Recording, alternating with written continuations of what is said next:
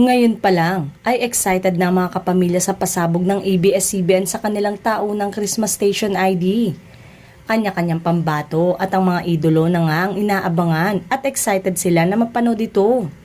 Kagaya na lang ng mga paboritong love team ng kapamilya, mga leading ladies at heartthrob ng ABS-CBN.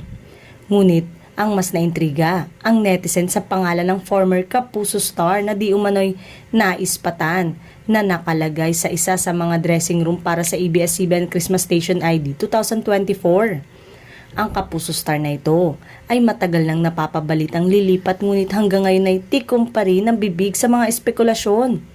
Hindi naman sigurado kung dahil tuluyan na itong magiging kapamilya o baka dahil sa partnership ng GMA at ABS-CBN ay hindi na issue na may makita na Kapuso star na nasa ABS-CBN o kapamilya star sa GMA Network.